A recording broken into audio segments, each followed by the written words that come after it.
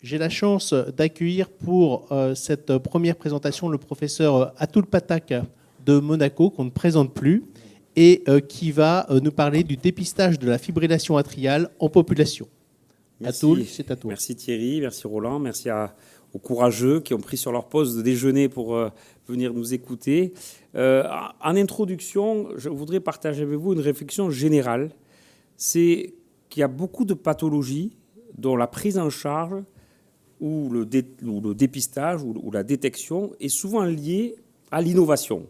Alors, en fait, si on reprend l'histoire du médicament, on s'est intéressé à la maladie d'Alzheimer quand on a commencé à voir les anticholinergiques. On s'est intéressé à la prise en charge de l'amylose, plus quand on a commencé à voir des médicaments qui permettaient de prendre en charge l'affection. Donc, l'innovation thérapeutique ou l'innovation technique est souvent quelque chose qui reconditionne la prise en charge d'une affection. Et je pense que ce qu'on est en train de vivre aujourd'hui sur le dépistage de la fibrillation atriale incarne bien ce changement de paradigme. Donc, peut-être marronnier pour les cardiologues, peut-être pas pour d'autres disciplines, mais pourquoi finalement s'acharner à dépister la fibrillation atriale? Parce qu'en fait, c'est une situation clinique dont les conséquences sur la morbidité et la mortalité sont très bien connues dans la communauté des cardiologues. Peut-être retenez 3 petits chiffres que j'ai mis là en rouge, en bas, mais qui sont importants. La prévalence de la fibrillation atriale va doubler dans les 30 prochaines années. C'est probablement lié au vieillissement de la population. Et ça va gréver de plus en plus les coûts en termes de santé publique. Et ça va avoir un impact sur l'espérance et la qualité de vie. Pour toutes les raisons que vous connaissez, qui sont représentées ici, que ce soit les conséquences symptomatiques, que ce soit l'impact de la fibrillation atriale et de ses complications sur l'histoire naturelle d'un patient, accident thrombotique, démence vasculaire, hospitalisation ou récidive d'hospitalisation, ou que ce soit finalement la réflexion sur le nouveau parcours de soins que l'on pourrait proposer à ces patients et l'intégration de la gestion des anticoagulants. Alors vous avez ici, dans ce tableau, un certain nombre de complications classiques qui sont associés à la fibrillation atriale et où finalement, nous, cardiologues, on est probablement en première ligne pour gérer ici la cardiopathie rythmique, là, la dysfonction ventriculaire gauche à fraction d'éjection réduite ou pas, faire le bilan d'un accident vasculaire cérébral. Et puis quand on suit ces patients, eh bien, on voit qu'ils développent déclin cognitif, parfois troubles de la thymie, qui reviennent plusieurs fois en hospitalisation et que leur qualité de vie est altérée. La technologie ou les médicaments nous apprennent parfois aussi à repenser la pathologie. Tant qu'il n'y avait pas de médicaments pour l'insuffisance cardiaque à fraction d'éjection préservée, eh bien, on traitait la fraction d'éjection réduite et puis on disait il n'y a pas de traitement. Puis depuis qu'il y a des traitements pour l'insuffisance cardiaque à fraction d'éjection préservée, on a rephénotypé cette pathologie, on a commencé à comprendre ou à s'intéresser à cette pathologie différemment.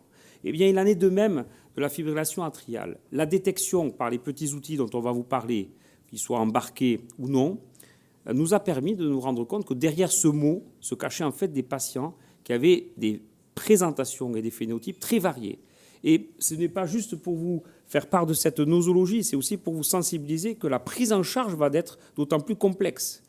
Une fibrillation atriale induite ne va pas être prise en charge de la même manière qu'une fibrillation atriale chronique permanente. Une paroxystique ne va pas être prise en charge pareil qu'une fibrillation atriale qui s'est compliquée d'une cardiopathie atriale. Donc on voit déjà que dans le futur, les techniques de dépistage non seulement vont dépister les patients, mais vont aussi nourrir une réflexion de personnalisation du traitement. Et je pense que cette diapositive incarne bien cet aspect très hétérogène d'une maladie qui porte en fait le même nom. Un tableau ici pour vous montrer qu'est-ce qui peut occasionner une fibrillation atriale et pourquoi finalement la fibrillation atriale fait le lien entre des facteurs de risque et des complications. Je vais vous citer 3 situations caricaturales. L'obésité, c'est un facteur de risque connu et reconnu d'induction de fibrillation atriale. Le syndrome d'apnée du sommeil, l'hypoxie ou l'hypoxémie chronique, est une gâchette à l'initiation de la fibrillation atriale. Et puis, par exemple, le post-opératoire. Et on a tous des patients qui, dans les suites d'une chirurgie, développent une fibrillation atriale. Eh bien, ces 3 situations, en fait, incarnent un dépistage et une prise en charge complètement différentes. Ici, la prise en charge par PPC va diminuer l'incidence de la fibrillation atriale récurrente. Là, la perte de poids, on a déjà des études avec les analogues du GLP-1, réduit l'incidence des FA. Et en dernier recours, la FA post-opératoire va être traitée ou non selon la situation clinique. Et c'est pour cela, par exemple, qu'une démarche spinale, qui est la prescription d'un anticoagulant pour quelqu'un qui est en FA, doit être réévaluée à l'aune de ces phénotypes différents. Le traitement par anticoagulant au long cours pour des gens qui font une fibrillation atriale induite, vous voyez quasiment le niveau de preuve le plus faible, 2AC, autrement dit la FA induite par l'obésité, la FA induite par une intervention, une infection, n'est pas nécessairement une FA qu'il faudra protéger de la même manière qu'une FA paroxystique ou permanente. Alors comment on va diagnostiquer cette fibrillation atriale ? Les choses sont claires, et ça va faire le lit de mon propos sur le dépistage en population générale. Comment on diagnostique cette fibrillation atriale ? Par la confirmation sur un électrocardiogramme du diagnostic de cette FA, et ça montre déjà toute la difficulté, le bon électro au bon moment pour faire le diagnostic de la fibrillation atriale. À cela, on rajoute 2 couperets, la durée de l'enregistrement, et troisièmement, on peut se servir des enregistrements de dispositifs embarqués pour exclure les artefacts et parfois s'assurer qu'on n'a pas dépisté quelque chose qui n'est véritablement pas de la fibrillation auriculaire. Alors comment on va dépister ? Il y a 2 stratégies, l'une assez logique qui s'inspire des méthodes classiques de détection, c'est-à-dire tout ce qui est dérivé de l'analyse électrocardiographique du signal. Alors selon les dispositifs qui sont représentés ici, de l'appareil classique à 12 dérivations à l'enregistrement sur des devices dits intelligents, t-shirt connectés ou biotextiles, eh bien vous avez ici un certain nombre de stratégies qui se différencient par la qualité du recueil, la durée de recueil et la sensibilité à la spécificité de la mesure selon le nombre d'électrodes que vous allez pouvoir enregistrer. Et ces 3 items, en fait, vont qualifier et quantifier cette fibrillation et vous allez pouvoir prendre une décision sur la manière de la gérer. L'autre volet, c'est toutes les stratégies qui sont basées sur ce qu'on appelle les approches non électrocardiographiques. Donc, ça va de smartphone posé sur l'index pour faire une extrapolation d'un signal photoplétismographique et le transformer en signal électrique, à l'analyse de la voix ou à l'analyse, par exemple, de la coloration faciale, mais aussi les stratégies de mesure de pression artérielle avec une technique d'oscillométrie couplée à une extrapolation de l'enregistrement du pouls. Ces méthodes ne doivent pas, à ce jour, être considérées comme des méthodes diagnostiques. L'apanage de la méthode diagnostique reste le recueil d'un signal électrique traditionnel. Et ces méthodes-là sont plutôt des méthodes d'indication, d'orientation, mais pas des méthodes aujourd'hui reconnues comme des méthodes diagnostiques. On pourra faire le parallèle, peut-être, Benoît, avec la mesure de la pression artérielle. Alors, en population, comment on va développer cette stratégie de dépistage de la fibrillation atriale ? Alors, vous pouvez vous poser la question, mais pourquoi on parle de la population alors que moi, je vois des individus ? Parce qu'en fait, c'est la manière dont vous allez développer une stratégie de dépistage dans votre population de patients. On ne parle pas nécessairement du dépistage de la FA dans la population générale, mais dans votre population, dans votre patientèle, quelle stratégie de dépistage pouvez-vous mettre en place ? La première chose, c'est qu'il faut, quand on le peut, faire cette stratégie de dépistage avec un enregistrement électrocardiographique qui est le gold standard, mais on ne peut pas faire des 12 dérivations tout le temps à tout le monde. D'accord ? Donc on va baisser le filet. Et on va baisser le filet en adaptant la stratégie de dépistage au profil patient. Si vous voulez faire un dépistage, je dirais, traditionnel, eh bien, à chaque fois qu'il va y avoir un contact avec un personnel de santé, vous pouvez imaginer faire un enregistrement et on peut extrapoler à la rencontre avec un pharmacien, un kiné, un infirmier ou une visite chez le médecin généraliste ou le spécialiste.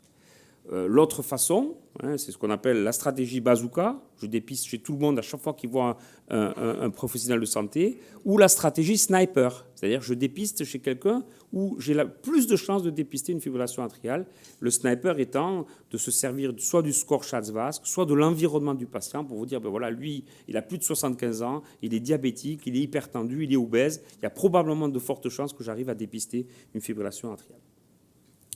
Et in fine, vous avez 3, je dirais, stratégies de dépistage selon les profils de patients que vous voyez quotidiennement. Les patients qui ont fait un événement, c'est le classique bilan post-AVC. Les patients chez lesquels vous voulez capturer une fibrillation atriale parce que vous avez une suspicion clinique, mais pour lesquels vous n'avez pas de diagnostic établi sur la base d'un électrocardiogramme. Et puis les patients, stratégie peut-être plus sniper, qui cumulent des facteurs de risque. D'accord ?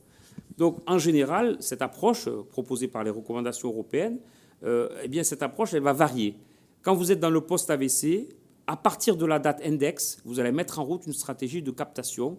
Donc c'est en général au moment de l'hospitalisation par télémétrie ou par Holter ECG longue durée, mais en général toujours avec une stratégie électrocardiographique, enregistrement prolongé de cet électrocardiogramme. Plus l'enregistrement est long, plus la chance de détecter est importante. Plus vous démarrez proche de l'événement index, plus la chance de détecter est importante.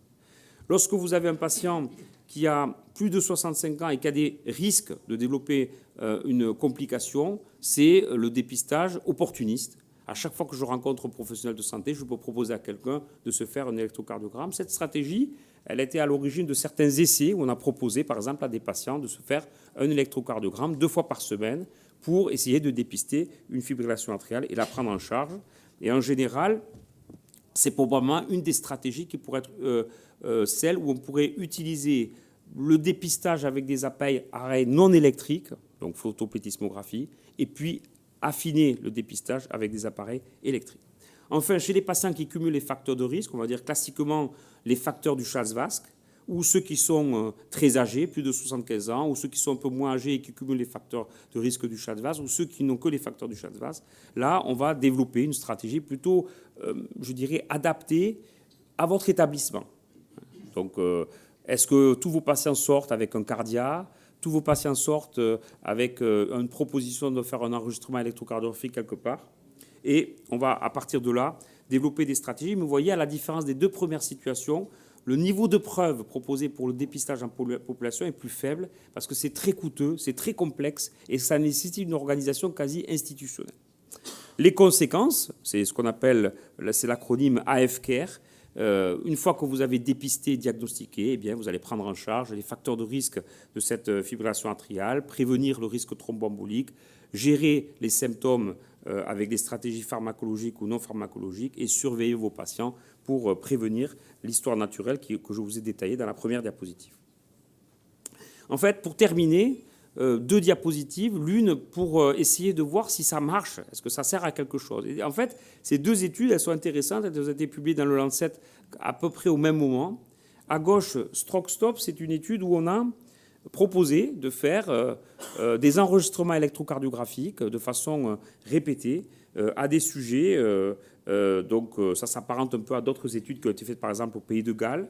Et puis si FA était identifié, on proposait un traitement anticoagulant et vous voyez qu'il y a une réduction, alors qui n'est pas cliniquement significative, moins 4%, mais qui est statistiquement significative. Donc en gros, si vous faites un électrocardiogramme de façon répétée dans une population identifiée et que vous dépistez de l'AFA et que vous traitez, vous gagnez quelque chose. À droite, vous avez une étude similaire où on a regardé l'enregistrement par reveal. Donc on se dit la fiabilité du signal est meilleure, la durée de l'enregistrement est meilleure, l'activation par symptômes est meilleure, mais finalement, même si on a l'impression que les courbes divergent davantage, mais vous voyez que la baisse d'événements n'est pas statistiquement significative. Alors pourquoi cette différence? Et ça fait un peu le lien avec le début de ma présentation. C'est l'hétérogénéité du tableau et la sévérité de ce qu'on appelle une fibrillation atriale qui nécessite d'être traitée. À gauche, si vous avez un électrocardiogramme qui enregistre une FA installée de durée longue, qui est bien qualifiée, eh bien vous avez probablement une FA qui est à risque embolique beaucoup plus importante que ces petites fibrillations atriales que vous détectez sur un reveal qui sont probablement moins emboligènes. Donc, en conclusion, faut-il dépister la fibrillation atriale en population générale? Il y a forcément des avantages, je pense que vous avez compris, prévenir les accidents thrombotiques, prévenir le remodelage électrique ou myocardique, s'assurer que l'histoire naturelle de nos patients n'évolue pas vers la démence, vers l'altération de la qualité de vie. Mais il y a aussi des risques, ou on va dire des désagréments. C'est la gestion de l'anxiété, parce que quand vous commencez à donner des appareils de mesure de rythme cardiaque à vos patients, c'est comme les mesures de pression artérielle. Selon la psychologie de vos patients, ils vont vous envoyer des tracés tous les jours, ils vont se faire des électrocardiogrammes de façon répétée, sans véritablement apporter une information pertinente, mais ça génère de l'anxiété, ça génère du stress. Il peut y avoir du surdiagnostic ou du surtraitement. Et puis, on peut aussi détecter des choses qui n'ont rien à voir avec la fibrillation atriale, qui vont être traitées à tort et qui vont entraîner des complications. Voilà ce que je voulais partager avec vous dans le temps qui m'était imparti, puis je serai ravi de répondre à vos questions. Merci. Merci beaucoup Atul, toujours d'une clarté, d'une limpidité extraordinaire. Je pense qu'on va laisser les questions à la fin, mais dans la lignée de ce que tu disais, que la technique amène souvent la clinique et vice-versa, et la fibrillation auriculaire est un exemple très frappant, puisqu'on voit la technique qui évolue avec les guidelines. Il y a une des technicités maintenant, puisque tu as dit que l'hypertension, fibrillation auriculaire, c'est le mauvais couple. On a l'hypertension, on avait l'automesure. De l'autre côté, c'est un risque à fibrillation auriculaire, donc il faut l'électrocardiogramme. Tu as montré.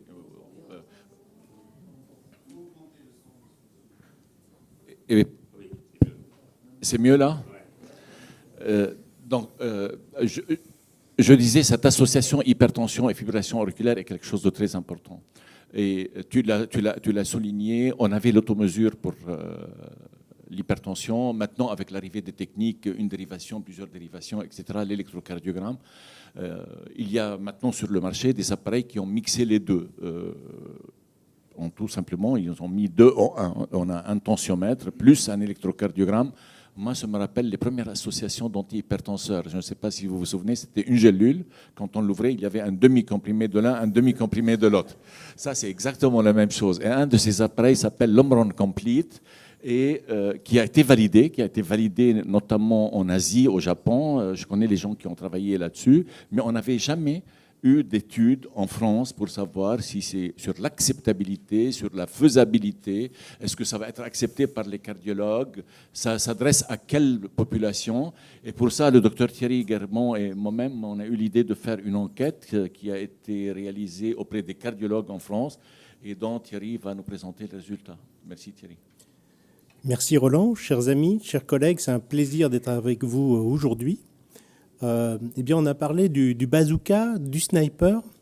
Moi, je vous propose de repenser à un vieux couple qui est Bonnie and Clyde, parce que pour moi, c'est un petit peu ça, la fibrillation atriale et l'hypertension artérielle.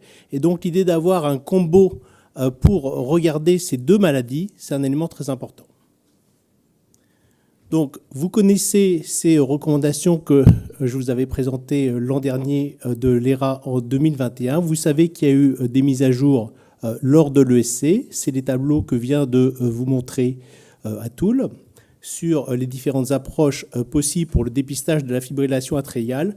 Et donc, vous avez intégré désormais l'importance capitale pour poser le diagnostic d'avoir un enregistrement électrocardiographique. Les stratégies, Atul les a parfaitement détaillées, donc je ne vais pas revenir dessus. Faire ou ne pas faire, to be or not to be, ça va être un peu la question. Alors revenons sur cette enquête complète. Donc une petite illustration faite avec Dali à propos de cette enquête. Donc on est sur l'expérience utilisateur. Finalement, à qui s'est-on adressé? Eh bien à vous, vous qui êtes dans la salle, qui avez votre pratique de tous les jours de cardiologue. C'est ça l'esprit de l'enquête complète. Et vous avez été 85 cardiologues à participer à cette enquête. Et qu'est-ce qu'on vous a demandé? Dans un premier temps, une chose très simple, c'est simplement d'utiliser cet appareil sur 10 patients consécutifs. Et dans un deuxième temps, on voulait savoir votre sentiment, votre expérience sur l'utilisation de ce dispositif. Donc, le profil des participants, vous voyez des choses assez équilibrées. Donc, 40% de femmes, 60% d'hommes. Plusieurs régions donc, ont participé avec un contingent un peu plus important sur certaines. Mode d'exercice, vous voyez qu'on a une majorité de nos collègues qui sont des libéraux, 77%. Et donc, les questions sur l'utilisation de ce dispositif. Alors, à qui s'est-on adressé? Est-ce que c'était des gens qui avaient une appétence particulière, notamment pour les dispositifs connectés? Effectivement, ce ne sera pas une surprise, dans notre population de cardiologues, on a de manière assez naturelle une appétence pour ce type de dispositif et évidemment pour la tensiométrie. Donc, chaque cardiologue a utilisé ce dispositif sur 10 patients. Et voilà les éléments de résultat. Tout d'abord, donc, dans ce combo, des éléments sur la captation du signal électrocardiographique. Et vous voyez que dans 96% des cas, on arrivait à avoir quelque chose de correct. Sur l'obtention de la mesure de pression artérielle, pas de surprise non plus, avec des résultats que vous connaissez bien, donc 98% également d'acquisition. Et on va en reparler, une qualité du signal avec des chiffres un peu plus bas, et on reviendra dessus. Une précision des mesures qui est excellente et un niveau d'acceptabilité également satisfaisant. Alors, lorsque on est sur un combo, forcément, on multiplie un petit peu les difficultés, notamment en termes d'usage patient. Et nos collègues ont identifié un certain nombre de patients chez qui c'était un petit peu plus compliqué. Et c'est assez normal puisque pour la réalisation de la bande rythmique, on a besoin d'avoir des contacts avec les électrodes. Et donc les patients qui sont amputés ou qui ont des hémiplégies, également chez nos patients obèses, c'est un peu plus compliqué. Et donc ça peut générer des messages d'erreur. Il peut y avoir de temps en temps des interférences également. Et c'est là où c'est important de bien expliquer comment utiliser le device, le bon usage, absolument fondamental. Mais globalement, également dans les autres choses qui sont remontées, parfois avec ces dispositifs connectés, c'est le problème du Bluetooth qui peut être un peu compliqué, en particulier si on donne ces dispositifs à des patients âgés, il faut installer l'application, la paramétrer, l'appairer avec son téléphone, et ça peut être un petit peu plus difficile. Mais globalement, ce qu'on nous disent nos collègues, c'est que c'est simple, qu'on a une excellente qualité des signaux, et la qualité générale est jugée excellente. Alors on va maintenant aller sur les éléments du questionnaire de satisfaction. Premier élément qu'on a demandé à nos collègues cardiologues, est-ce que vous recommanderiez l'utilisation de cet appareil à vos patients? Donc 98% des participants ont répondu oui. Et vous voyez également donc, les conditions générales d'obtention du signal, quand même 98% de satisfaction. Je ne reviens pas sur les éléments sur la pression artérielle et une prise en main, donc on l'a vu, un petit peu plus difficile, notamment avec la connectivité avec le smartphone. Alors, autre question particulièrement intéressante et qui pour moi est dans les messages clés de cette enquête, qui sont finalement selon la vision des cardiologues, les populations à qui peut s'adresser préférentiellement ce dispositif, sachant que, évidemment, on a tous nos électrocardiogrammes dans nos cabinets de consultation. Et ce que nous disent nos collègues, c'est les patients, évidemment, mais également nos collègues du premier recours, les médecins généralistes, qui nous paraissent vraiment une cible privilégiée, sans oublier également les infirmières de pratique avancée et éventuellement les collègues pharmaciens. Donc ça, c'est vraiment, pour moi, parmi les messages les plus importants, de savoir vers qui on va utiliser ce type de dispositif. Donc l'appréciation générale du dispositif, vous voyez que les résultats sont très bons. Donc les résultats principaux, donc 98% des cardiologues, dans cette enquête en tout cas, recommandent l'utilisation de ce dispositif. Pour les performances, donc des mesures qui sont réalisées avec un succès important. Et aussi, c'est une information intéressante, donc dans une cohorte relativement limitée, vous voyez quand même que nos collègues ont fait des diagnostics dans 15% des cas de fibrillation atriale. Les limites et défis, donc on en a parlé, c'est pour les patients obèses, les patients amputés hémiplégiques, peut-être des éléments de connectivité qui sont améliorables, parfois des problèmes d'interférence, notamment ça concerne la captation de la bande rythmique électrocardiographique qu'il faut bien faire en étant bien stable, et puis des éléments qui nous ont été remontés sur l'application mobile dont la connectivité pourrait peut-être être simplifiée. Voilà donc pour cette enquête Home Run Complete. Merci beaucoup Thierry. Je suis sûr qu'il y aura beaucoup de questions là-dessus, mais moi je note un point, que les cardiologues les plus exigeants en la matière étaient plutôt satisfaits et qu'il y aurait une application chez nos collègues et partenaires du système de santé. Merci Thierry. Merci.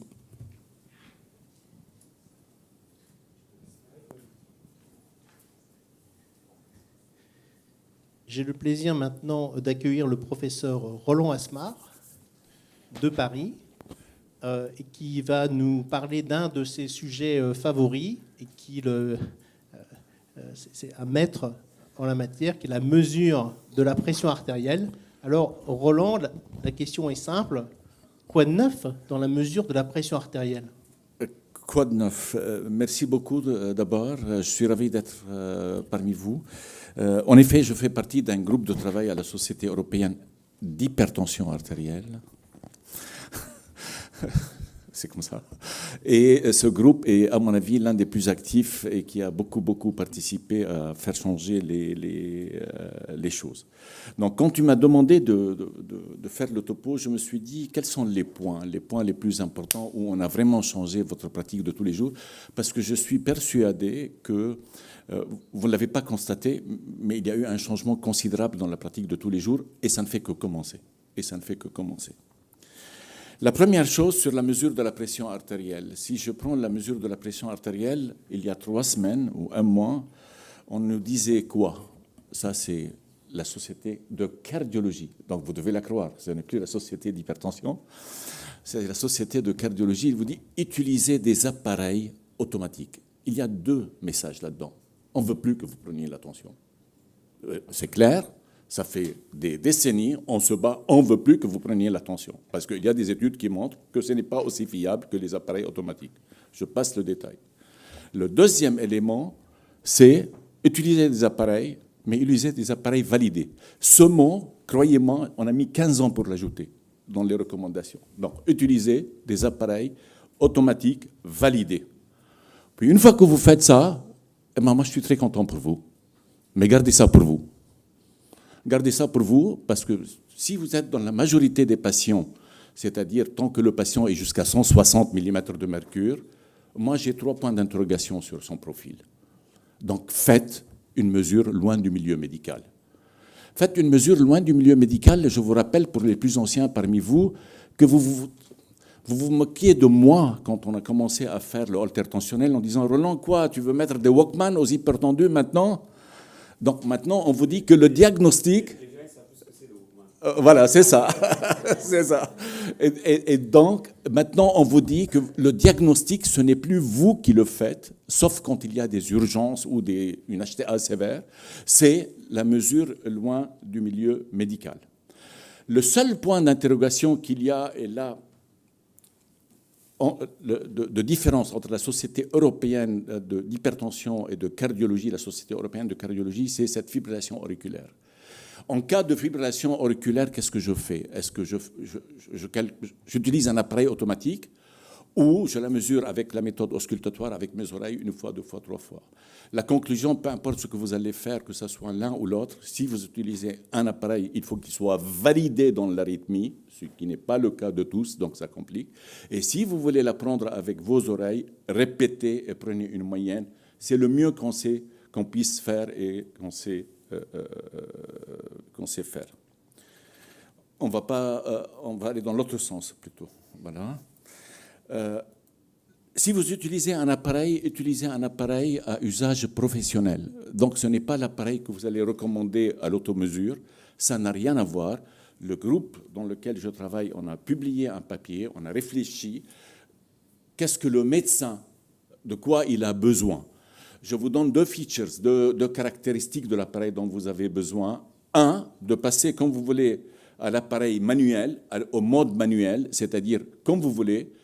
Dans l'enquête que tu as montrée, j'ai vu il y a 6% où il y avait des doutes. Eh bien, on a des doutes, on met le bouton sur manuel, je prends mon stéthoscope et l'appareil, je contrôle mon appareil parce que je n'ai pas confiance. La deuxième caractéristique qui pour moi est la plus fréquente, c'est que ça soit des mesures répétées à intervalles réguliers que moi je veux définir. Je veux 5 mesures, une toutes les minutes, une toutes les 30 secondes. Il ne faut pas descendre en dessous, etc. Donc, on a publié un papier sur ces caractéristiques des appareils professionnels, de quoi on a besoin et qu'est-ce qu'il faut, avec des histoires sur le brassard. Le brassard, il y aura beaucoup de changements. Il y aura beaucoup de changements parce que c'est un point majeur de la mesure de la pression artérielle. Il y aura beaucoup de changements. Je rigole avec les collègues, je leur dis, écoutez, quand on va trouver la solution, tous les appareils seront sans brassard. Donc, et il y a des points assez compliqués. L'histoire du brassard, vous savez que ça dépend de la circonférence du bras, ça dépend de la forme du bras, ça dépend de la composition du bras, le tissu sous-cutané, l'épaisseur, etc., etc. Vous allez voir arriver sur le marché des brassards de plus en plus coniques, pas rectangulaires. En réalité, il n'y a pas de différence entre les deux chez tout le monde. Mais dès qu'on commence à aller dans l'obésité, au-delà de 35 cm, il y a une différence. Mais pour changer ça, il y a beaucoup de technicité. À mon avis, on ne le verra pas dans les 2 années. Et il y a énormément de lobbying. On se heurte à un lobbying très puissant aux États-Unis sur l'histoire des brassards. Donc, c'est un sujet, mais c'est un sujet qui est très sensible, mais qui va certainement évoluer. Là aussi, on a publié des recommandations, des consensus sur le brassard, quel type de brassard, comment il faut l'utiliser. Je vois qu'il y a des fabricants parmi nous. S'il vous plaît, respectez ça et essayez de fournir les brassards selon les différentes populations, le brassard standard, le brassard obèse, le brassard très obèse, etc., etc. Puis, vous avez tous entendu parler de la pression de la nuit. Vous avez vu ces papiers qui montrent que la pression de la nuit est parfois, dans certaines études, est plus importante que celle de jour et celle de 24 heures. Et donc, il faut s'intéresser à la nuit, à l'apnée du sommeil, vous le faites tous les jours, etc.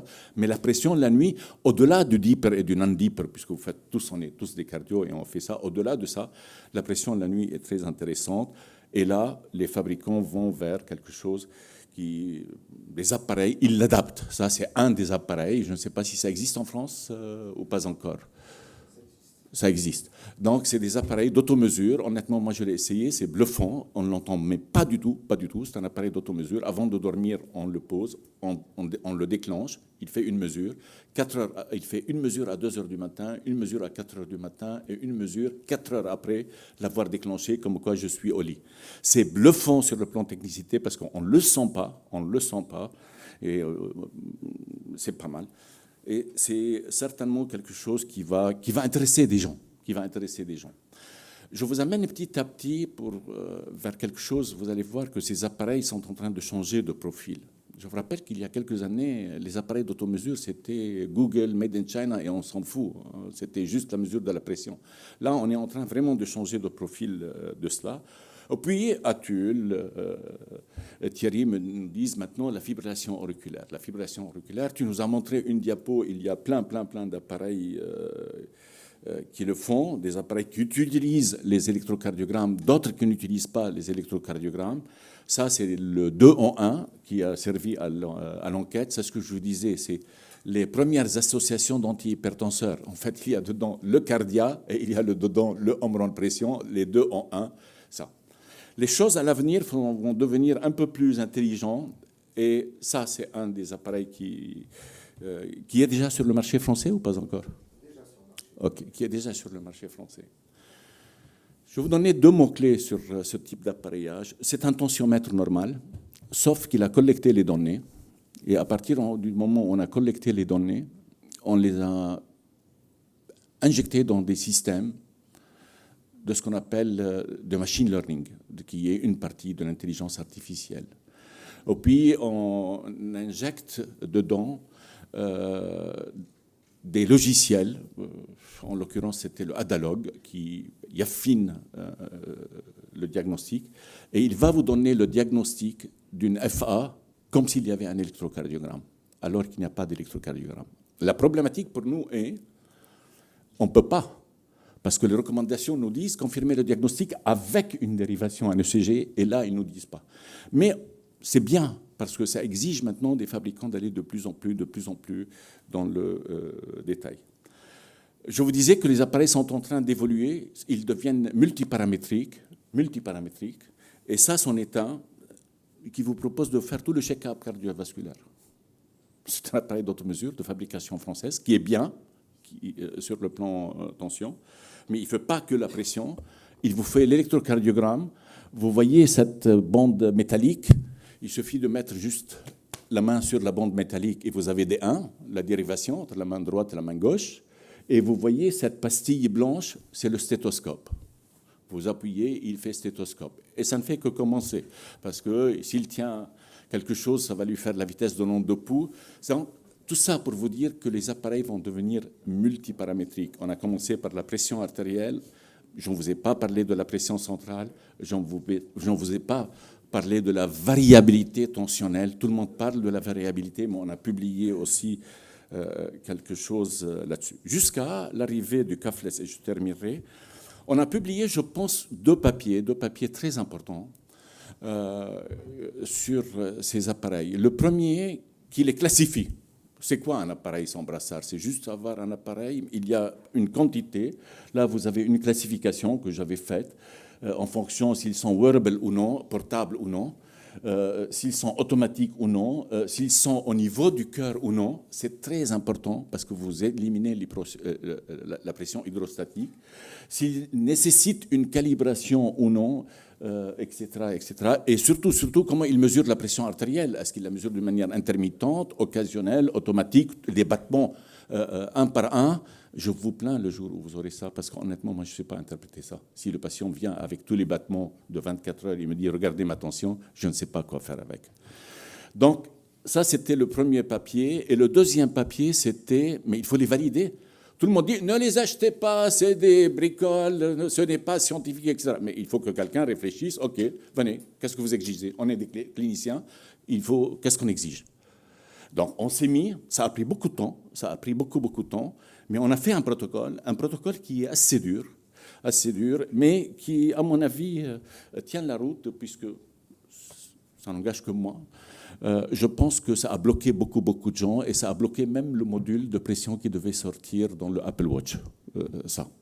Et il y aura des estimations. Maintenant, je pense que l'étape d'après, les gens vont commencer à le remplir. Et vous avez entendu parler de Actia, qui est une boîte suisse.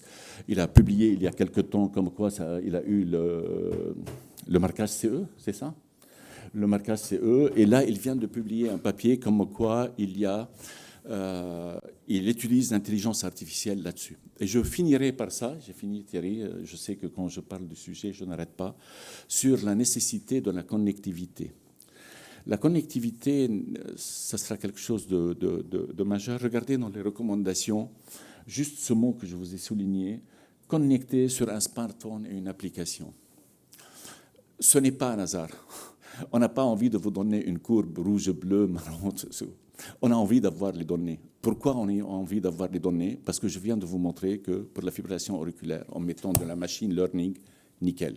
Je viens de vous montrer l'exemple d'Actia, que quand il a pris la machine, il a mis de l'intelligence artificielle, on veut le donner pour améliorer. Où vont les choses? Ils vont vers des appareils bien, fiables, mais certainement multiparamétriques et la santé cardiovasculaire. Voilà mon avis, voilà où nous sommes. Merci Thierry. Merci beaucoup Roland. Merci vraiment pour cette présentation passionnante. Et vous voyez que dans le domaine de la mesure de la pression artérielle, on reste complètement dans l'actualité avec des nouveautés qui sont quasiment permanentes et on n'est pas prêt de ne plus parler de ce sujet. Mais finalement, ce que vous êtes venu chercher ici, notamment, c'est comment faire en pratique. Quel message devons-nous ramener pour notre utilisation quotidienne de cardiologue et surtout, comment conseiller nos patients? Eh bien, c'est exactement la lourde tâche que va maintenant nous présenter Benoît Lequeux, qui est cardiologue libéral, mais également cardiologue hospitalier au CHU de Poitiers. Eh bien, Benoît, c'est à toi. Merci Thierry, merci Roland, merci vraiment d'avoir organisé ce symposium. Et donc, moi, je vais vous parler de la mise en pratique. Alors, on va faire un cas clinique, mise en pratique.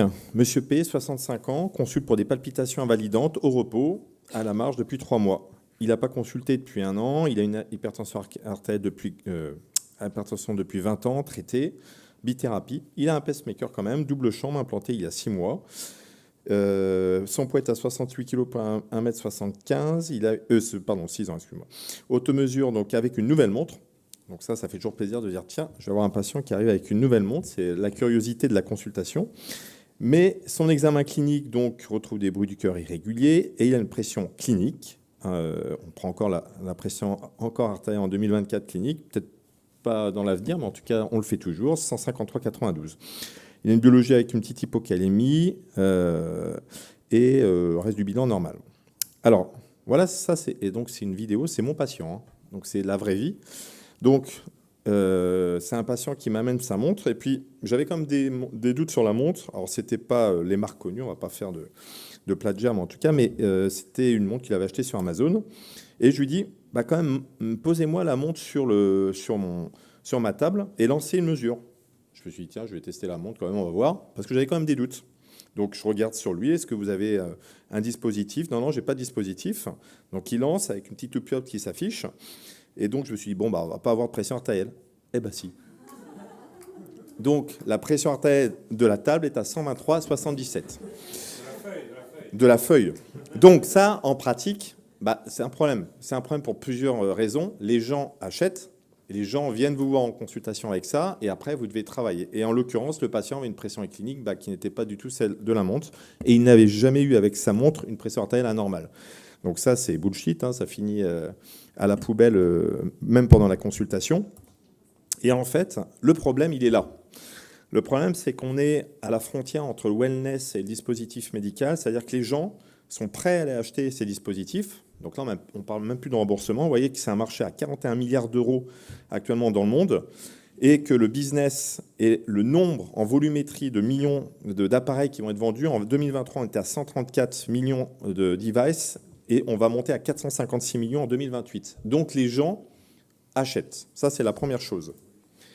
La deuxième chose, parce que je vais vous parler, moi, des cuffless, c'est quand on demande aux gens, finalement, est-ce que si on vous demande de faire de l'automesure ou d'utiliser les cuffless, il n'y a pas de pression, il n'y a pas de montée de pression, vous voyez que 93% des gens disent, moi, je préfère utiliser un bracelet parce que je ne vais pas comme ça avoir à me servir de l'appareil. Et alors ça, c'est pour l'automesure, mais quand on parle de la MAPA, vous voyez que quand on dit, est-ce que la MAPA est inconfortable, oui, ça prend la pression artérielle toute la journée pendant 24 heures, donc c'est vraiment inconfortable. Comparé au cuffless, cuffless, il n'y a pas de mesure de pression, vous voyez, on est à 0, c'est très confortable d'utiliser les cuffless. Et si on demande aux gens, je ne sais pas, pour les cardiologues qui font de la MAPA, en tout cas, où vous faites une MAPA, voire une deuxième, c'est compliqué d'en faire une troisième chez le même patient parce qu'il en aura le bol au bout d'un moment. Et ça se retrouve là. Vous voyez que les gens vont préférer très largement utiliser des cuffless par rapport à la MAPA. Donc, en pratique, ça veut dire qu'il y a un marché, les gens achètent, et on va se retrouver avec ces dispositifs, et c'est à nous, scientifiques en tout cas, de pouvoir les valider.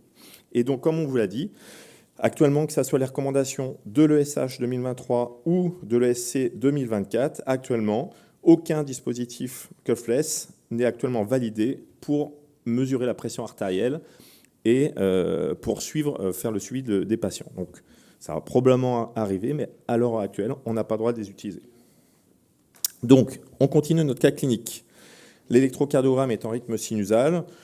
Échographie semble toute normale, enfin pas de grosses choses, une oreille gauche à 35 ml mètre carré, enfin bref, pas d'inquiétude. Et donc, il a un pacemaker comme notre patient.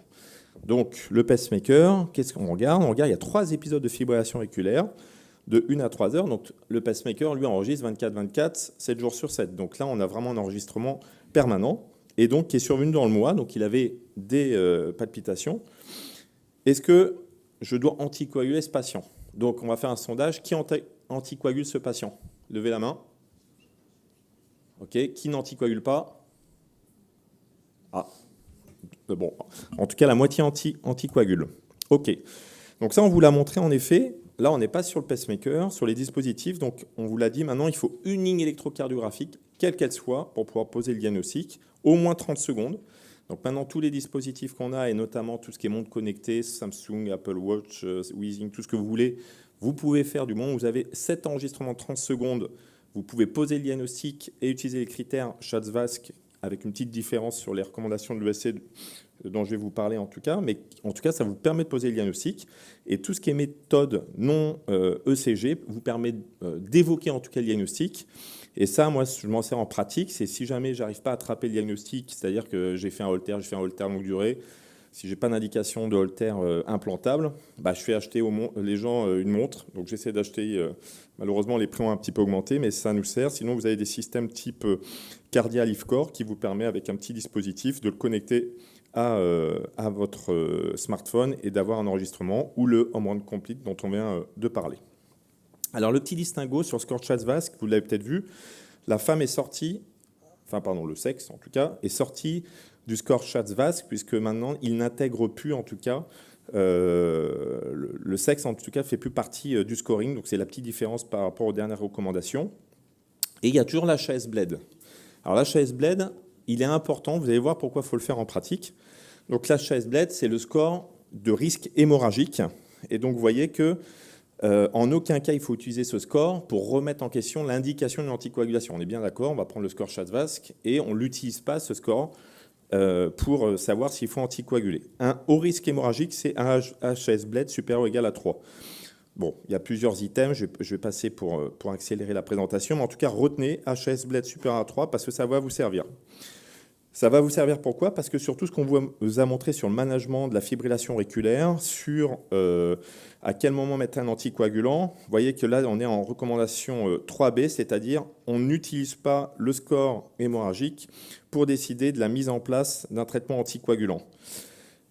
Vous avez eu 2 études sur les pacemakers et savoir s'il fallait anticoaguler à partir des pacemakers, NoAFNet et Artesia, qui étaient des études pour dire est-ce que si on dépiste de la fibrillation auriculaire sur les dispositifs médicaux, est-ce qu'il faut anticoaguler ou pas ? Et bien ces 2 études, donc c'est une méta-analyse qui est parue dans Circulation, montrent qu'on prévient bien le risque embolique, on diminue de façon non significative la mortalité cardiovasculaire. Vous voyez que la mortalité toute cause augmente un petit peu. Le problème, c'est qu'on explose le risque hémorragique sans augmenter le risque d'hémorragie fatale. Mais globalement, quand on fait l'association des deux, finalement, ça va en défaveur de l'anticoagulation de façon générale. Et voilà pourquoi je vous disais que c'est important de faire le ScoreChartVask toujours, mais l'HAS Bled. C'est la petite ligne dans les recommandations. Votre pacemaker, votre patient, donc, sur le contrôle de son pacemaker, fait de l'AFA. Et c'est cette ligne en disant on peut envisager un traitement anticoagulant oral chez les gens asymptomatiques, donc sur des fibrillations auriculaires subcliniques, qui ont un risque embolique élevé et qui ont un risque hémorragique faible, c'est-à-dire HAS inférieur à 3. Donc vous pouvez anticoaguler dans ce cas de figure et pas en dehors. C'est-à-dire que si votre score HAS Bled est élevé ou votre score ScoreChartVask est faible, on n'anticoagule pas. Donc ça, c'est la petite nouveauté dans les recommandations 2024. Pardon ? Oui, pardon, j'ai dit quoi ? Oui, on peut le considérer. Tout à fait. Avec prudence. Avec prudence. Et donc sur la mesure de pression artérielle, donc ça je finirai sur cette slide. Donc les guidelines ESH 2023 nous disent on peut utiliser avec des appareils qui sont validés. Donc cela on vous en a parlé. Vous avez un site. Comment savoir si l'appareil est validé ou pas ? C'est le site Stride BP qui vous fait tout listing en fait des appareils qui sont validés, que ça soit brassard ou au poignet, et utilisez ce site pour savoir si vous achetez un appareil, en tout cas, est-ce qu'il est valide ou pas. Et les recommandations de l'ESC, donc ça c'est le message que vous a passé Roland, c'est en tout cas de dire normalement c'est pas validé, plutôt méthode auscultatoire, mais je pense que le message c'est de dire qu'il y a quand même des appareils qui sont validés dans le cadre de la fibrillation auriculaire, et allez bien sur le site en effet, puisque ce site référence ceux qui potentiellement peuvent être utilisés. Donc en conclusion, les cuff safe, c'est probablement le futur. Donc toute trace ECG supérieure à 30 secondes peut valider une fibrillation auriculaire. Donc une anticoagulation peut être possible, là on vient juste de le dire, mais vraiment estimer la balance bénéfice-risque très clairement chez ces patients. Et en fibrillation auriculaire, l'automesure est possible avec des appareils validés, mais on peut privilégier la méthode auscultatoire. Voilà, je vous remercie.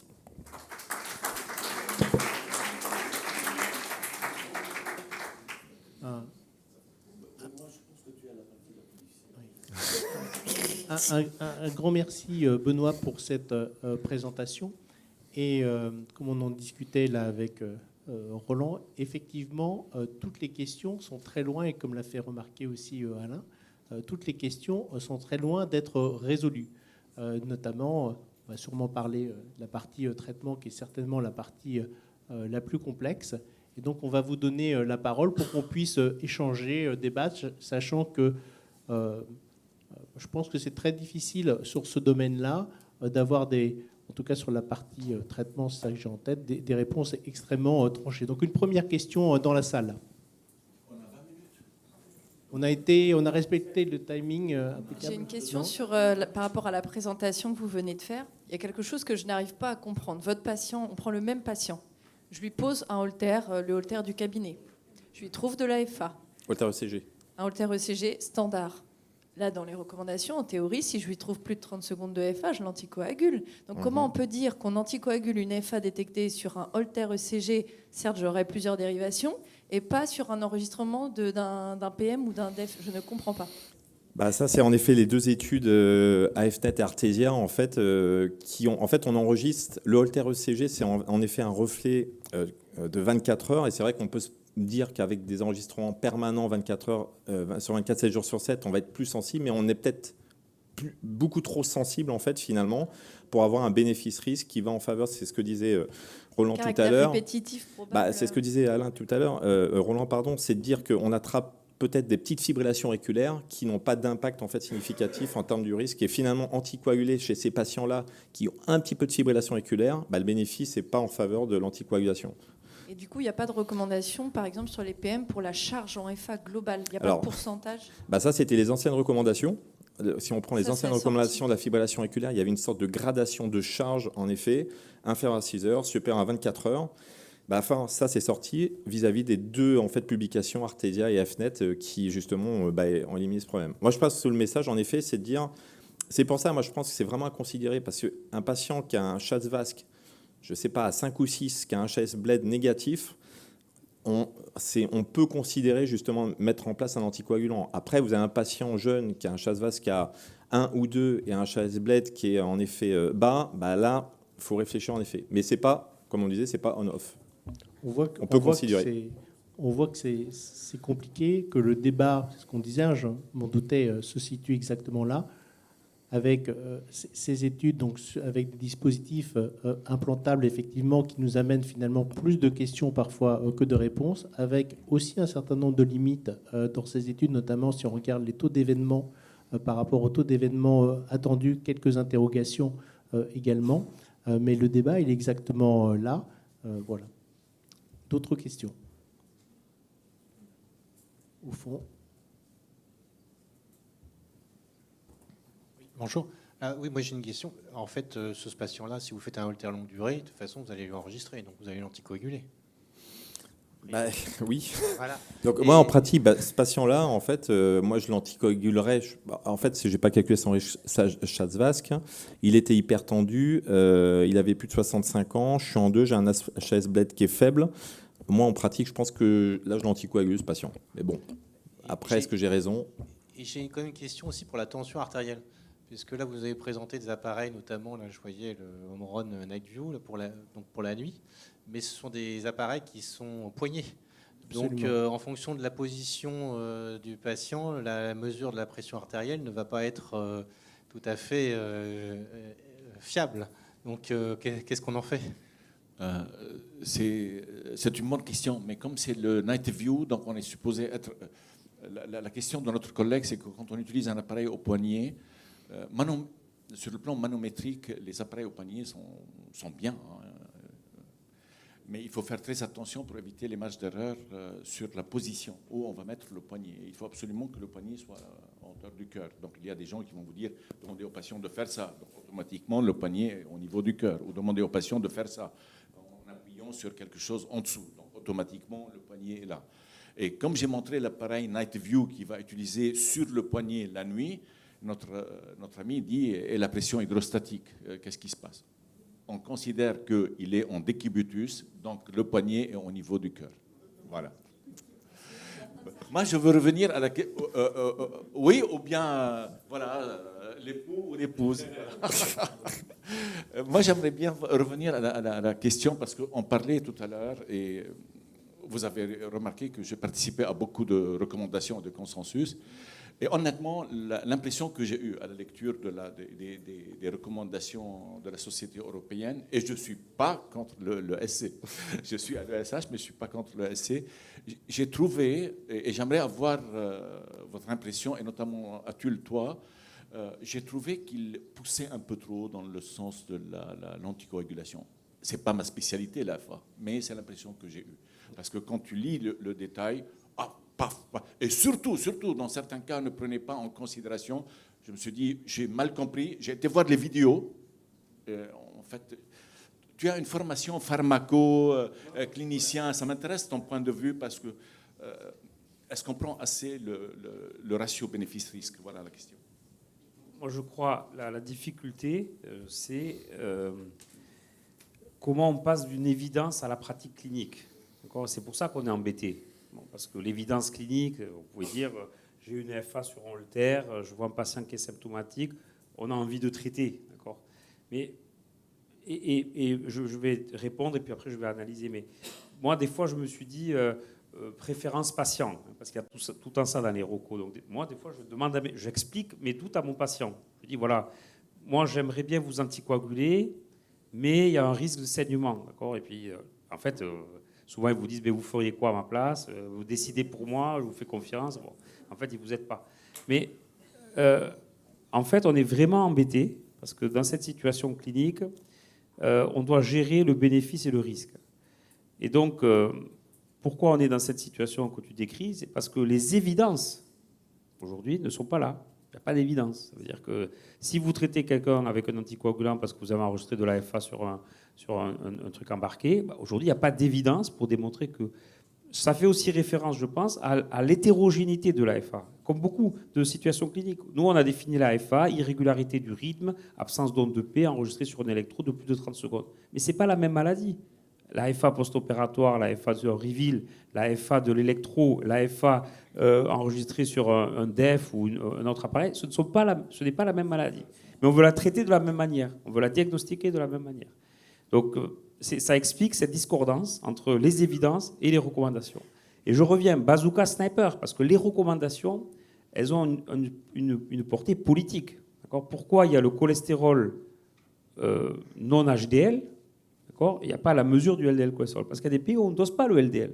Donc, les recommandations, les anglo-saxons disent « guidelines are not guidelines ». C'est pas parce que c'est pas la parole de Dieu. La preuve, on est là, on en discute, et on peut les mettre en cause. Donc, je crois que les recommandations, c'est l'épreuve, d'accord. Donc, qu'est-ce qu'il y a comme étude, ou les évidences, d'accord. Qu'est-ce qu'on en fait?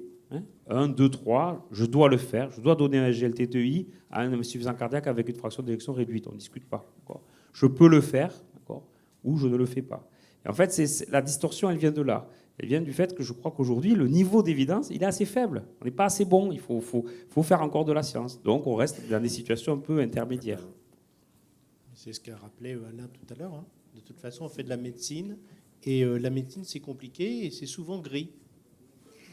Je trouve que le patient à risque, surtout patient hypertendu, s'il fait une fibrillation auriculaire, même les passages très courts, même si on nous retrouve par n'importe quel moyen, il le refera. C'est faire une fibrillation auriculaire même une seule fois, c'est comme être enceinte. On ne peut pas être un tout petit peu enceinte. On est enceinte ou non. La même chose avec la fibrillation auriculaire chez les patients à risque. Et j'avais un cas, le patient sur le holter, il a plusieurs extrasystoles supraventriculaires, il a les doublettes, il a les petits salves. Et le patient à risque, valvulopathie pas significative, mais la dilatation modérée de l'oreillette gauche. J'ai appelé le médecin traitant, j'ai eu le patient devant moi, et en triumvirat, j'ai dit au médecin traitant et au patient en même temps, j'ai dit, je trouve qu'il faut prendre ce risque et il faut anticoaguler, parce que j'ai peur qu'il va faire cette fibrillation auriculaire. Et on décide ensemble, et j'écris dans le courrier qu'on a pris la décision ensemble. Et la visite suivante, il a fait la fibrillation. J'ai fait Holter et je trouve la fibrillation. Et je trouve que j'ai bien fait parce qu'il pouvait faire un AVC entre-temps.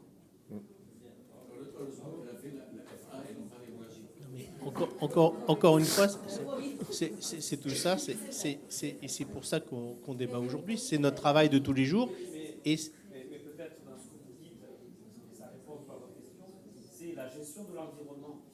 C'est-à-dire dépister l'apnée du sommeil, prendre en charge l'hypertension artérielle, contrôler le poids, promouvoir l'activité physique, gérer des autres comorbidités, c'est aussi une façon de répondre à la question. C'est-à-dire, quand vous êtes dans une situation qui n'est pas évidente, s'occuper du reste, c'est une bonne stratégie. Après, les histoires de chasse, c'est terrible, mais moi, on a tous des histoires. Moi, je vais vous raconter une histoire. Un patient, je me suis battu qui prenne des anticoagulants, mais il n'avait pas caricatural. Allez-y, essayez de quitter pas. Et en fait, au bout d'un ancien chanteur, un gars en très bon état général, qui avait une vie magnifique, et ça m'a mis 6 mois. Il est parti à Hambourg, à Genève, à Londres, il a demandé des actions. Il a pris des anticoagulants. 3 semaines après, il faisait l'hémorragie. D'un côté, drainé neurochirurgicalement, de l'autre, drainé. Bon, avec les séquelles, il a récupéré. Je m'en veux. Mais bon, j'ai fait ce que les recommandations disent. Et lui m'a dit, vous savez, docteur, je vous avais dit que je ne voulais pas les prendre. Je lui ai dit, oui, je sais, mais... Donc, c'est pas que je discute avec vous, c'est qu'on a tous des histoires. Mais la seule chose que l'on sait, c'est qu'il y a les études, d'accord ? On a les études avec les AOD, on a les recommandations, on a la pratique clinique, on a l'environnement, et puis il y a le gris. Alors, sur le holter, on a parfois une extrasystolie supraventriculaire très importante. L'extrasystolie supraventriculaire est l'antichambre de la FA. Donc, est-ce qu'il y a un pourcentage comme pour les extrasystoles ventriculaires ? Moi, je me base sur... C'est de savoir si beaucoup d'extrasystoles auriculaires sur un holter justifie, est-ce qu'il y a un nombre d'extrasystoles qui permet... Non, en fait, il faut que vous attrapiez cette base électrique. Même s'il y a en fait, 5% sur 24 heures. En fait, je pense que c'est la place justement de tous ces outils connectés qu'on peut avoir électro qui font une bande, quelle qu'elle soit, que ça soit celui qu'on vous a présenté ou une montre. Les gens ont de plus en plus de montres. Hein. C'est ce que je vous montrais sur volumétrie. Les gens ont de plus en plus...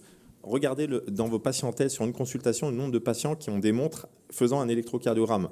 Et ben c'est là qu'il faut s'en servir. Mais vous n'avez pas le droit d'anticoaguler parce que chacun des histoires de chasse a tout le madame dans un sens ou dans l'autre. Voilà. Mais je pense qu'il faut valider quand même. Je peux poser une question ? Le docteur Garbon a un commentaire à votre question. Il y a encore des places pour des questions ou pas du tout ? Oui, bien sûr, il nous reste 10 minutes, donc non, on va pouvoir continuer. Oui, en fait... Deux points, je suis pas un rythmologue, hein, mais entre l'impact au niveau de l'oreillette, hein, entre les extrasystoles auriculaires et la fibrillation atriale en termes de ce qui se passe, en termes de viscosité, de modification des conditions rhéologiques n'est pas tout à fait le même, donc ça rend les choses difficiles. Est-ce que c'est un prédicteur de survenue de fibrillation atriale? Et c'est ce à quoi j'étais en train de réfléchir, et ça fera l'objet notamment d'une session que je vous invite demain sur la place de l'intelligence artificielle dans l'aide à la prise de décision médicale. Demain, vous allez avoir des outils, ça s'appelle le SADM, un système d'aide au diagnostic médical, qui vont vous aider à profiler le niveau de risque des patients et notamment le niveau de risque d'événement. Ça ne veut pas dire que ça va se substituer à vous, mais vous aurez une aide à la prise de décision médicale. Ça ne va pas se substituer à notre jugement clinique parce que l'IA, elle ne voit pas le patient comme nous, on le voit en consultation, mais ça va modifier un petit peu notre expertise clinique et en tout cas, ça va être un nouvel élément qu'il va falloir intégrer dans notre réflexion. Alain. Ouais. Alors, moi, je voulais savoir s'il faut avoir une stratégie sur la durée des anticoagulants lorsque, par exemple, les facteurs, en fait, les conditions ont été corrigées. L'obésité, l'apnée du sommeil, parce que j'ai une patiente, donc une jeune patiente, FA paroxystique, ablatée finalement, mais qui derrière fait sa chirurgie bariatrique. Donc, on est à 1 an, hypotension maintenant, donc je retire les antihypertenseurs. Elle fait plus de FA, j'ai quand même essayé de suivre avec des haltères. Elle a perdu 40 kilos, on va dire. Qu'est-ce que je fais ? En fait, cette patiente qui vient me voir, elle me dit, mais docteur, ça fait 2 ans en fait, qu'au final, je ne fais pas d'arythmie. J'ai perdu 40 kilos, ma tension, elle s'est normalisée, voire elle est basse. Je continue les anticoagulants ? Après, elle faisait de l'apnée du sommeil, votre patiente ? Alors après, c'est savoir est-ce que c'était un facteur correctif ou pas, en effet. Alors moi, je connais bien ça en apnée du sommeil. Donc il faut prudent sur les appareillages en se disant je contrôle mon patient avec une PPC, etc. Parce qu'il faut savoir que l'observance de la PPC, vous le savez, c'est pas du 100%. Donc si vous considérez que la FA peut être corrigée par une PPC ou que vous corrigez ça en apnée du sommeil, c'est faux parce qu'il y aura toujours sur le suivi des moments où le patient ne mettra pas son appareil. Après, c'est sur la cause des facteurs correctifs. Donc Atul, tu nous as présenté tout à l'heure des facteurs aigus. Vous prenez une hyperthyroïdie par exemple, c'est pas la même chose qu'un environnement particulier que vous pouvez avoir. Alors après, tu peux peut-être répondre sur les facteurs, mais en fait, pour vous l'obésité serait directement liée à la fibrillation auriculaire. C'était le mécanisme en fait principal. Parce que est-ce qu'il n'y a pas une autre cause ou pas? Parce que attention, cause aiguë, vous prenez une hypocalémie à 3 qui provoque de la fibrillation. Oui, vous pouvez mettre en cause une indication. Une hyperthyroïdie, oui, donc il y a des facteurs, une infection. Mais après, il faut toujours, moi j'avais appelé ça, quand j'étais externe, un triangle de Koumel. Vous avez toujours le substrat en dessous de la fibrillation et après des facteurs actifs. Est-ce que le patient a de base un substrat? Est-ce que finalement vous avez traité en fait le facteur aigu? Et méfiance toujours à ce substrat qui est présent chez le patient. Il faut toujours avoir notion de ça. Atul, je ne sais pas si tu veux... C'est une très bonne question. Général, fraction d'éjection qui s'améliore chez un insuffisant cardiaque, disparition des événements rythmiques sur le suivi. Mais bon, FA un jour, FA toujours. Bon, je veux dire, parce que c'est pas parce que vous détectez pas qu'il n'y a pas, ça peut être silencieux, ça peut être symptomatique. Il y a une cardiopathie atriale ou ventriculaire qui peut être, maintenant on fait du strain de l'atrium, on sait qu'on définit bien cette nouvelle type d'entité myocardique. Le facteur de risque, ça n'est un, bien sûr. On sait que de perdre du poids, ça diminue une gâchette, mais ça n'a pas résolu l'ensemble du tableau. Donc, moi, je crois que vous avez un substrat permanent, puis après l'âge qui se surajoute, votre patient maigrit mais vieillit.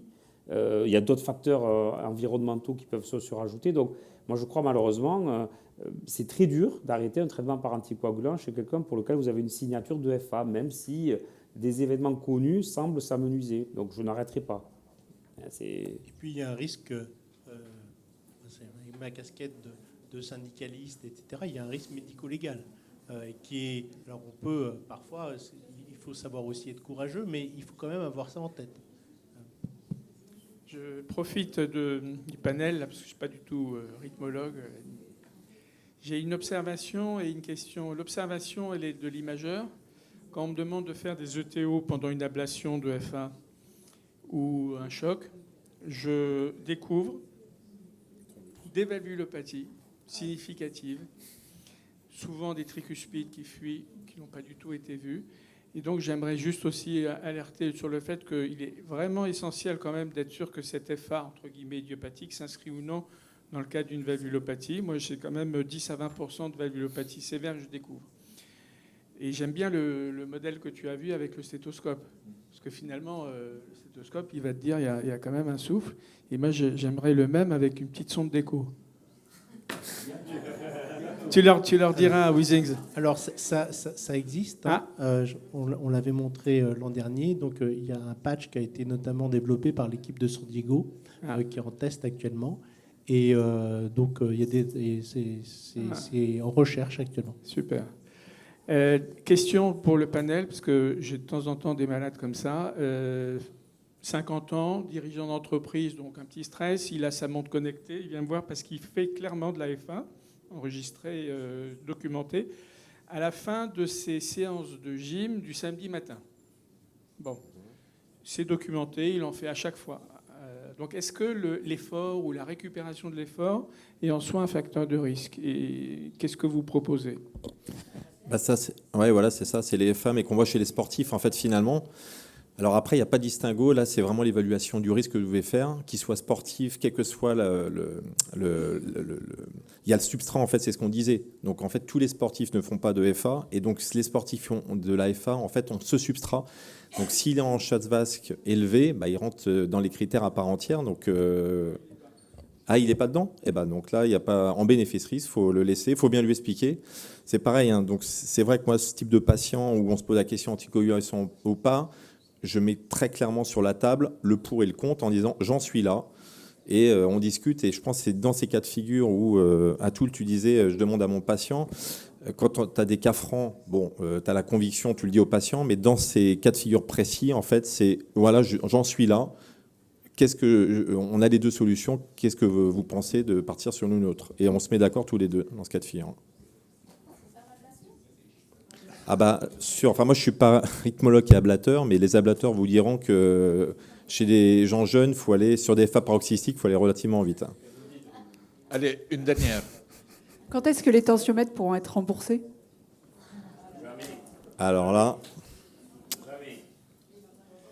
vous avez des mutuelles qui remboursent de plus en plus. Alors, il faut avoir une mutuelle, mais vous avez des mutuelles qui remboursent les tensiomètres.